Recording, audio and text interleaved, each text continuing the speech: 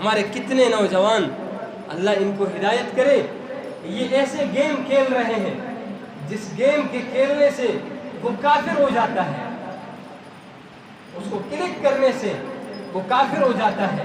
اگر وہ شادی شدہ ہے، وہ رات کو اپنی بیوی کے پاس جاتا ہے، وہ زنا کر رہا ہے اپنی بیوی کے ساتھ، اس کی بیوی نہیں رہی۔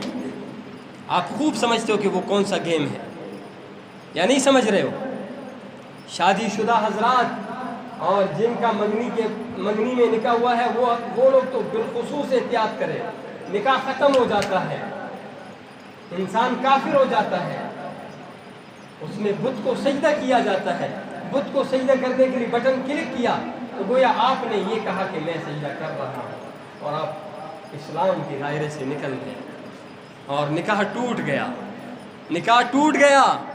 اور آپ لوگوں میں سے ہر ایک کو میں اللہ کا واسطہ دے کر کہتا ہوں کہ اس فتوے کو جنگل کی آگ کی طرح عام کر لو، لوگوں کو پتہ چل جائے کہ کیا ہو رہا ہے، لوگوں کو پتہ چل جائے کہ کیا ہو رہا ہے۔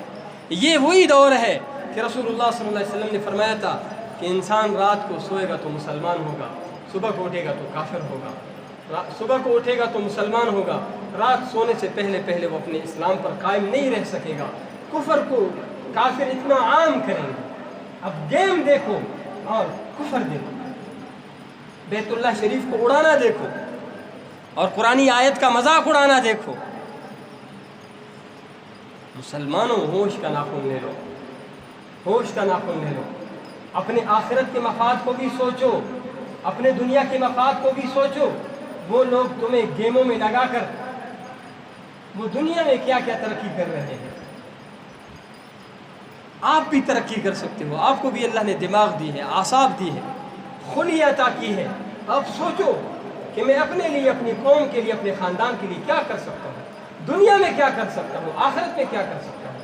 حلال طریقے سے انسان اپنے اہل و عیال کے لیے اتنا کما سکتا ہے کہ اس کے اہل و عیال ہنسی خوشی زندگی گزارے،